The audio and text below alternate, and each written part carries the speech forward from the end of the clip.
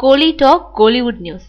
கிடா படத்துல ரவீனாவுக்கு முதலிடம். காக்கா முட்டை மணிகண்டனோட உதவியாளர் சுரேஷ் சங்கையா இருக்கும் படம் ஒரு கிடாயின் கருணை மனு. இதுல விதார்த் ஹீரோ, டப்பிங் கலைஞர் ரவீனா ஹீரோயினியா அறிமுகமாறாங்க. ஆர் வி சரண் ஒளிப்பதிவு செஞ்சிருக்காரு. ஈராஸ் நிறுவனம் தயாரிச்சிருக்கு. விதார்த் பாசமா வளர்த்த ஒரு ஆட்டுக்கிடா காணாம போகுது. அதை தேடி அலைகிறாரு விதார்த். அந்த கிடா ரவீனாவோட தந்தையோட கைக்கு கிடைக்குது. அந்த கிடாவை அவர் கோவிலுக்கு நேர்ந்து விட்டுறாரு. ஆடு கடவுளுக்கு பலி கொடுக்கப்படுதா, விதார்த்தோட கைக்கு வருதா, இப்படி போகிற கதை. தணிக்கை குழுவோட தடைகளை தாண்டி விரைவில் வெளிவருது. மகளிர் தினத்தையொட்டி படக்குழுவினர் பெண்களை பெருமைப்படுத்தும் வீடியோ ஒன்னு வெளியிட்டிருக்காங்க. அதோடு படத்தோட டைட்டில் கார்டுல முதல் முறையா ஹீரோயினி பேரை பெரிய அளவுல பதிவு செய்ய இருக்காங்க. இதை பத்தி விதார்த் என்ன சொல்லியிருக்காருன்னா, ஆண்கள் நாம எல்லாரும் இங்க இருக்கிறதுக்கு மிக முக்கிய காரணம் பெண்கள் தான். அவங்களுக்கு இடம் கொடுக்க நாம யாரு, அவங்க தான் நமக்கு இடம் கொடுக்கணும். ஈராஸ் நிறுவனமும் ஒரு கிடாயின் கருணை மனு படக்குழுவினரும் இணைந்து ஒரு புதிய யோசனையை உருவாக்கி இருக்கோம்.